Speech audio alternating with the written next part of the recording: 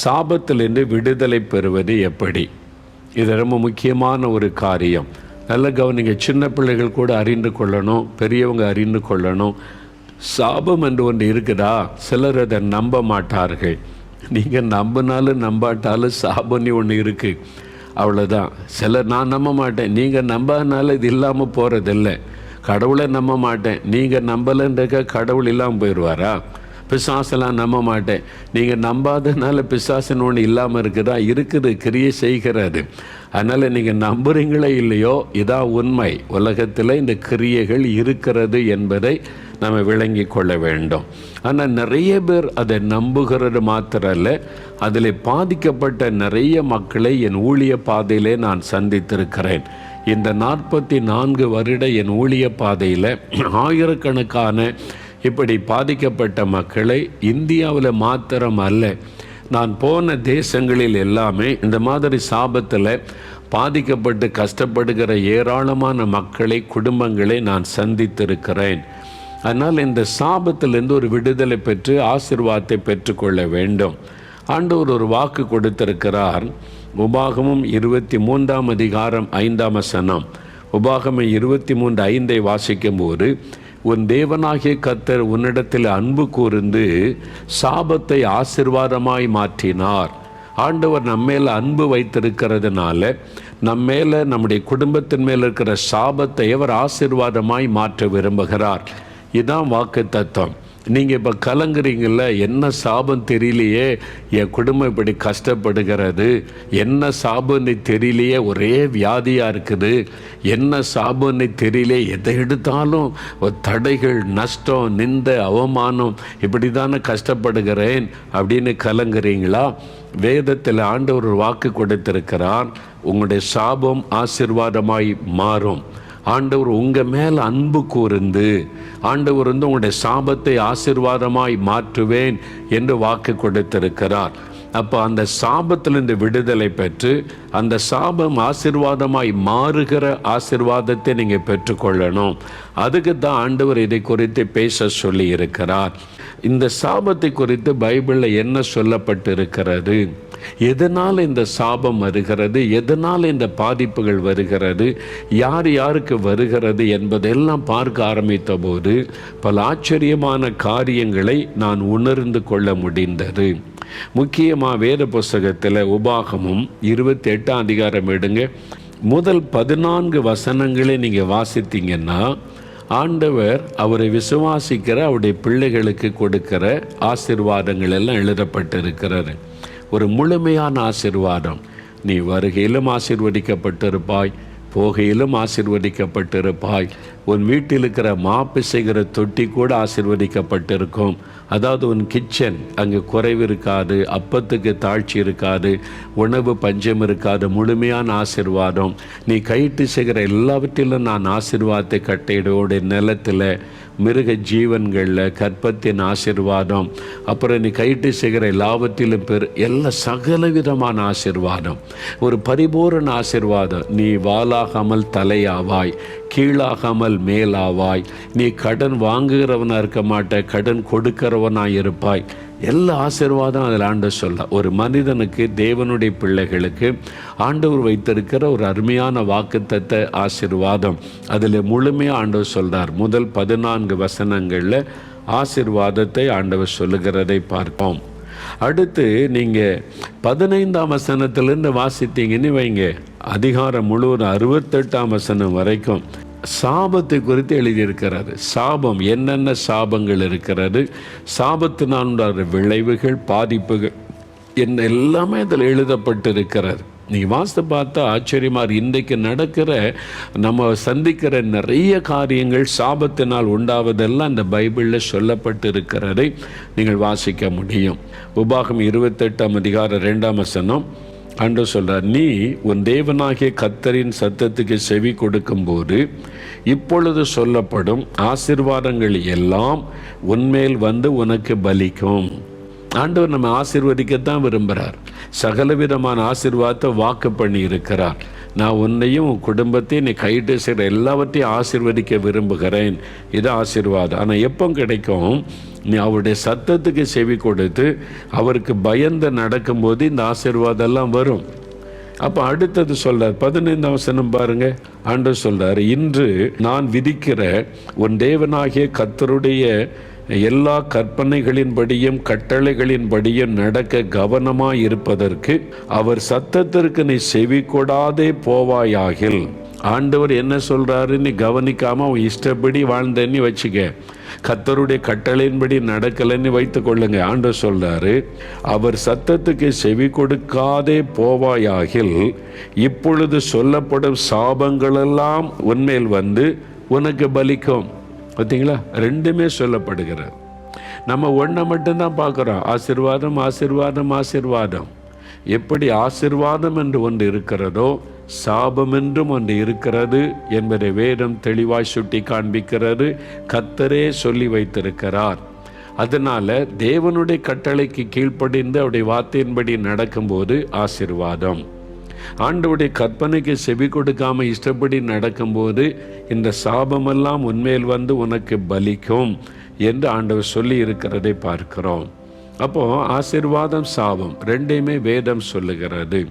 நம்ம எல்லாருமே வெறும் ஆசீர்வாதத்தின் மேலே மட்டும்தான் கவனம் செலுத்துகிறோம். சாபம் என்று ஒன்று இருக்கிறது, அது இந்த உலகத்தில் கிரியை செய்கிறது. சாபத்தினுடைய பாதிப்புகள் பல குடும்பத்தின் மேலே இருக்கிறது, மனிதர்கள் மேலே இருக்கிறது, சில ஊழியர்கள் மேலே இருக்கிறது. உங்களுக்கு ஆச்சரியமாக இருக்குதா? நான் வேதத்தில் தொடர்ந்து நம்ம தியானிக்கும் போது பைபிளில் இருந்து தெளிவாய் நம்ம பார்க்கலாம், ஏன் ஊழியர்கள் மேலே சாபம் வருது. அதெல்லாம் கூட நம்ம வேதத்தில் இருந்து அறிந்து கொள்ளணும். இந்த சாபத்தினால உண்டாகிற சில காரியம் உங்களுக்கு ஆச்சரியமாக, நீங்கள் வீட்டில் வாசிங்க இந்த 28 அதிகாரத்தை. உதாரணத்துக்கு 2 வசனம் வாசிக்கிறேன் பாருங்க. 27 வசனம், நீ குணமாகாதபடி கர்த்தர் உன்னை எகிப்தின் எரிபந்தமான பருக்களினாலும் மூல வியாதியினாலும் சொறியினாலும் சிறங்கினாலும் வாதிப்பார். சொறி சிறங்கு ஒரு வாதை. நீ யோசித்து பாருங்க, சொறி சிறங்கு வந்துட்டா சில சாட்சி சொல்றாங்களா, எனக்கு ரத்தமாக வடிஞ்சது, எனக்கு அவமானமாக இருக்குது, எவ்வளோ பெரிய ஒரு அசிங்கமான ஒரு காரியமாக இருக்குது. வேதனை ஒரு பக்கம், அவமானம் ஒரு பக்கம், அது ஒரு வாதை, அது சாபத்தினால் வருகிறது என்று ஆண்டவர் சொல்லி இருக்கிறார் பாருங்க. கர்த்தர் உன்னை புத்தி மயக்கத்தினாலும் குருட்டாட்டத்தினாலும் மன திகைப்பினாலும் வாதிப்பார். அது ஒரு வாதை, மென்டல் டிப்ரெஷன். இன்னைக்கு நிறைய சொல்லலை, டிப்ரெஷன். அது சாபத்தினால் உண்டாகிற ஒரு காரியம், ஒரு புத்தி மயக்கம், அப்படியே புத்தி மயக்கம், அப்படி குருட்டாட்டம், மென்டல் டிப்ரெஷன். என்ன பண்ணன்னு தெரியல, மதி மயங்கி போயிட்டு மென்டல் மாதிரி ஆகிடுறேன். அது ஒரு சாபத்தினால் வந்தது என்பதாக வசனத்தில் பார்க்கிறோம். இன்னொரு வசனம் பாருங்க, 29, குருடன் அந்தகாரத்திலே தடவி திரிகிறதை போல நீ பட்ட பகலிலே தடவி கொண்டு திரிவாய். உன் வழிகளில் ஒன்றும் உனக்கு வாய்க்காதே போகும். வாய்க்க மாட்டேங்குது, தடையாயிருது, ஒன்றும் நடக்க மாட்டேங்குது. இங்கே இருக்குது அதனுடைய காரணம் என்ன? ஆண்டவர் சொல்றார், உன் வழிகளில் ஒன்றும் உனக்கு வாய்க்காதே போகும். உதவி செய்வார் இல்லாமல் நீ எந்நாளும் ஒடுக்கப்படுகிறவனும் பறி கொடுக்கிறவனுமாயிருப்பாய். யாருமே ஒன்றும் உனக்கு வாய்க்காதே போகும். உதவி செய்வார் இல்லாமல் நீ எந்நாளும் ஒடுக்கப்படுகிறவனும் பறி கொடுக்கிறவனுமாயிருப்பாய். யாருமே எனக்கு உதவி செய்யலை, அநாத மாதிரி ஆயிட்டேன், செத்துடலாம் போல தோணுது. இதெல்லாம் பைபிள் எழுதியிருக்கு. இதை எதனால் வருதுன்னா அதுக்கு பின்னால் இருக்கிறது சாபம் என்பதாக வேதத்தை 1-2 தான் பார்த்தோம். நீங்கள் வீட்டில் அதை வாசிங்க. உபாகம் 28 அதிகாரத்தை கருத்தாக ஒன்றா நீங்கள் வாசித்து பார்த்தீங்கன்னா சாபத்தினால் உண்டாகிற வியாதிகள், பாதிப்புகள், அழிவுகள், வேதனைகள், மனக்கலக்கங்கள் எல்லாமே பைபிளில் சொல்லப்பட்டு இருக்கிறதை நீங்கள் பார்க்க முடியும். அப்போது ஆசீர்வாதம்னு ஒன்று இருக்குது, சாபம்னு ஒன்று இருக்கிறது என்பதை வேதம் தெளிவாய் சொல்லுகிறாரு. அப்போ நம்ம இதை பற்றி தெளிவாக அறிந்து கொள்ளும்போது தான் அப்போ என் ஜனங்கள் அறிவில்லாமையினால் சங்காரமாகிறார்கள்னு ஆண்டவர் சொல்றார். நிறைய கிறிஸ்தவ குடும்பத்து கூட சாபத்தில் கஷ்டப்படுகிறதை என் ஊழிய பாதையிலே நான் பார்த்துருக்கிறேன். கேள்வியாக கேட்பாங்க, ஏன் எங்களுக்கு இப்படி நடக்குது, ஏன் எங்கள் குடும்பத்தில் சமாதானமே இல்லை, நிம்மதியே இல்லை, எல்லாம் இருந்தாலும் ஒன்றுமே இல்லாத மாதிரி இருக்குது அப்படிலாம் சொல்லுவாங்க. அது சாபத்தினால் உண்டாகிற விளைவுகள். நாங்கள் எங்கள் குடும்பத்தில் என்னுடைய தாயார் சொல்லுவாங்க, எங்களுக்கு நிறைய நல்ல வசதி எல்லாமே இருந்தது. நான் சின்ன பையனாக இருக்கும்போது எல்லாம் அவங்களுக்கு என்னப்பா எல்லா வசதியும் இருக்குது. அப்படிதான் உலகத்திற்கு தெரியும் இவங்க பணக்காரங்க, வசதி உள்ளவங்க, நிலம் இருக்குது, எல்லா வசதியும் இருக்குதுன்னு சொல்லி. ஆனால் எங்களுடைய தாயார் சொல்லுவாங்க, 5 ரூபாய்க்கு பக்கத்து வீட்டில் போய் கடன் வாங்குவோம். இதுதான் நம்முடைய நிலைமை. தரித்திரம். எல்லாம் இருக்குது, நிலம் இருக்குது, வசதிக்கு வருமானம் எல்லாம் இருக்குது. தரித்திரம். 5 ரூபாய்க்கு கடன் வாங்குவார், 10 ரூபாய்க்கு கடன் வாங்குறாரு. நாளைக்கு தர்றோம், அடுத்த நாள் தர்றோம், அறுவடை வந்தோடனே தர்றோன்னு சொல்லி. அப்போ எல்லாம் இருந்துமே தரித்திரம். எங்கள் அம்மா சொல்லுவாங்க, சாபம், இந்த குடும்பத்தின் மேல் ஒரு சாபம் அப்படிலாம் சொல்லுவாங்க. நான் கேள்விப்பட்டு இருக்கிறேன். அப்புறம் ஒரு வருஷங்களுக்கு பல வருஷங்கள் கழித்து இயேசுவை அறிந்து ஜெபம் பண்ணி பைபிள் வாசித்து அதுக்கு பிறகு அதே என்னுடைய தாயார் சொன்னாங்க, இந்த சாபம்லாம் இந்த இயேசு கிறிஸ்துக்குள்ளே வந்த பிறகு தான் போயிருக்குது. இப்போ தான் ஒரு நிம்மதி, கையில் காசு நிற்கிது, பணம் இருக்குது என்று என்னுடைய தாயார் அவங்க வாயினால் சொல்ல நான் கேட்டிருக்கிறேன். சாபம்னு ஒன்று இருக்குது, அதில் இந்த விடுதலை பெறுவதற்கு வழியும் இருக்கிறது. இதைத்தான் நீங்கள் அறிந்து கொள்ளணும். எனக்கு அன்பான, நாங்கள் ஒரு சமயம் இலங்கை தேசத்திற்கு ஊழியத்திற்கு நாங்கள் சென்றிருந்தோம். வவுனியா அப்படின்ற ஒரு இடம் இருக்குது. அங்கே கூட்டம், நற்செய்தி கூட்டம் ஒழுங்கு பண்ணியிருந்தாங்க. அப்போது கொழும்புலேருந்து ஒரு ஐயா வந்திருந்துருக்காங்க. எனக்கு தெரியாது, கூட்டத்துக்கு வந்திருக்கிறாங்க. அவங்களுக்கு என்ன பிரச்சனைன்னு சொன்னால், அவங்களுக்கு லங்ஸில் கேன்சர். அவங்களுக்கு அந்த கேன்சர்னால் பாதிக்கப்பட்டு எவ்வளவோ மருந்து, இலங்கை தேசம் முழுவதும் மருத்துவம் பார்த்துட்டாங்க, முடியலை. அப்புறம் இந்தியாவில் போய் மருத்துவம் செய்யணும். இந்தியாவுக்கு பெரிய பெரிய ஆஸ்பத்திரிக்கு போனாங்க. அப்புறம் எல்லா வைத்தியம், நாட்டு வைத்தியம்னு சொல்லி அதுக்கு போனாங்க. என்னென்ன வைத்தியம் கேள்விப்படுறாங்களோ, நல்ல வசதி உள்ளவங்க பணம் செலவு பண்ணி எல்லாம் பார்த்தாங்க, சுகமாக முடியல. அவங்களுக்குள்ள ஒரு மரண பயம். ஏன் தெரியுமா? அவங்க சொன்னாங்க, அவங்களுடைய தகப்பனாருக்கு இதே மாதிரி லங் கேன்சர் இறந்துட்டார். அவங்களுடைய அண்ணனுக்கு லங் கேன்சர் இறந்துட்டார். ஒரே குடும்பத்தில் ஏற்கனவே இந்த லங் கேன்சரில் பாதிக்கப்பட்டு அப்பா இறந்துட்டார், அண்ணன் இறந்துட்டார். இப்போ இவங்களுக்கு அதே வியாதி. இப்போ பெரிய போராட்டம். அப்போது நானும் இறந்துருவேன் அப்படின்ற மாதிரி. ஏன் இந்த இடத்துல அந்த கேன்சர் தொடர்ச்சி எங்கள் குடும்பத்தை தாக்குது பாருங்கள், யோசித்து பாருங்கள். தகப்பனாருக்கும் லங் கேன்சர், அண்ணனுக்கும் லங் கேன்சர் இறந்துட்டார். இப்போ இவருக்கும் அதே லங் கேன்சர். இப்போ குணமாக்க முடியல. இவ்வளோ மருத்துவம் செய்து எங்கெல்லாம் பார்த்தோம், மரண பயம்.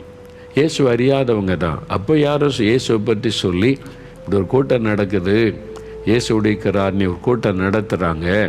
ஒரு ஊழியக்காரர் இயேசுவை பற்றி சொல்லி ஜெபெல்லாம் பண்ணுறாரு, வியாதியஸ்தெல்லாம் சுகமாகறாங்களா போங்கன்னு உடனே வவுனியாவுக்கு கொழும்பிலிருந்து புறப்பட்டு இந்த கூட்டத்துக்கு வந்திருக்கிறாங்க. இன்றைக்கி ஞாபகம் மழை, அன்றைக்கு கூட்டம் பாதி பிரசங்கத்தில் மழையில் நனைந்து கொண்டு ஜனங்கள்லாம் நின்று ஜெபிக்கிறாங்க.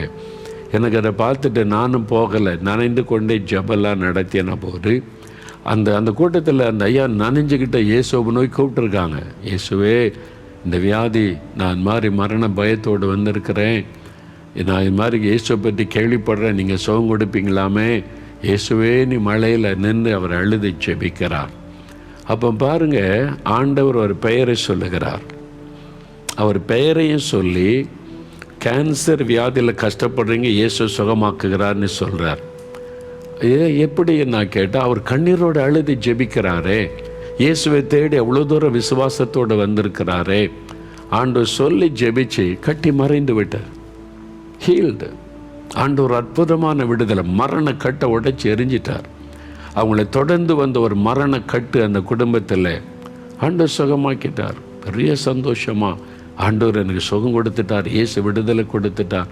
ஒரு பெரிய சந்தோஷமாய் அவர் சொன்னார். பாருங்கள், இயேசு கிறிஸ்து அந்த வியாதிலிருந்து, அந்த சாப கட்டிலிருந்து விடுதலை கொடுத்து விட்டார். அப்போ சாபத்தினால் உண்டாகிற கிரியைகள், வியாதிகள், நஷ்டங்கள், இழப்புகள், அவமானங்கள், நிறைய காரியம் இருக்கிறார். இந்த சாபத்தினால் உண்டாகிற பாதிப்புகள். அப்போ இதை பற்றி ஒரு தெளிவு நமக்கு வேணும். நிறைய பேருக்கு அந்த தெளிவு இல்லை, அதை குறித்து ஒரு அறிவு இல்லை, அதை பற்றி அறிந்து கொள்ளுவதில்லை. அதனால் நிறைய பேர் சாபத்துக்குள்ளேயே கஷ்டப்பட்டு பக்தியாக இருப்பாங்க, சாபத்துக்குள்ளே இருப்பாங்க. அதான் சொன்னோமே, எங்கள் வீட்டில் எவ்வளோ பக்தியாக இருந்தோம். எங்கள் வீட்டில் சாமி வீடு அல்லது கோயில் வீடுன்னு ஒரு ரூமே வச்சுருந்தோம். அதில் குத்து விளக்கு ஏற்றுறது, படங்களுக்கு போகிறது. தினம் காலை ஒரு நேரம் இல்லை, காலையிலே மாலை குளிச்சுட்டு நேராக வீட்டுக்குள்ளே வந்தால் அதுக்குள்ளே போய் சாமி கும்பிடுவார். சாஷ்டாங்கமாக விழுந்து கும்பிட்றதெல்லாம் எங்கள் பெற்றோர் எனக்கு பாட்டி கற்றுக் கொடுத்துருந்தாங்க.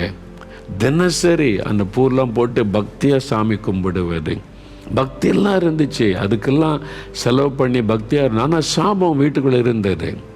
பக்தியும் இருக்குது, சாபமும் இருக்குது, பாதிப்பு இருக்குது. இது கிறிஸ்தவ வீடுகள்லையும் இருக்குது. சர்ச்சுக்கு போகிறாங்க, வீட்டில் சாபம் இருக்குது. ஜெபிக்கிறாங்க, வீட்டில் சாபம் இருக்குது. கிறிஸ்தவ குடும்பத்திலையும் இருக்கிறாரு. அப்போது இது விட்டு வைக்கலை யாரையுமே. அப்போ இதுலேருந்து உண்மையாக விடுதலை பெற என்ன தான் செய்கிறது? அப்போ யாருக்கு தான் விடுதலை கிடைக்கும்? அப்போ நீங்கள் அதுதான் வேத வசனத்திலிருந்து அந்த தெளிவிலிருந்து அறிந்து கொள்ளணும். அதை நம்ம தெளிவாக சத்தியத்தை அறிவீர்கள், சத்தியம் உங்களை விடுதலையாக்கும். வேத வசனம் தான் சத்தியம், இதில் தான் அந்த சத்தியம் சொல்லப்படுது. அப்போ இதை நம்ம தெளிவாக அறிந்து கொண்டு ஜெபம் பண்ணும்போது அதிலிருந்து விடுதலை நம்ம பெற்றுக்கொள்ள முடியும், அந்த சாபத்திலிருந்து. பிரியமானவர்களே, இயேசுவின் நாமத்தில் உங்களுக்கு என் அன்பின் வாழ்த்துக்கள். ஆண்டவர் உங்களோட இன்றைக்கி பேசியிருக்கிறார்ல, வசனத்தை கேட்டீங்க. ஆண்டவர் தம்முடைய வார்த்தைகளை கொண்டு நம்மோட பேசுகிறவர். உங்கள் பிரச்சனைக்கு காரணம் என்ன? சில காரியம் என்ன காரணம்னே குழம்பிக்கிட்டு இருந்தீங்கல்ல, எதனால் இப்படி நடக்குது, ஏன் எனக்கு இப்படிலாம் நடக்கணும், தொடர்ச்சியாக ஏன் இந்த மாதிரிலாம், ஒரு ஆசீர்வாதமே இல்லையே நினைக்கிறீங்களா? சாபமாக இருக்கலாமோ?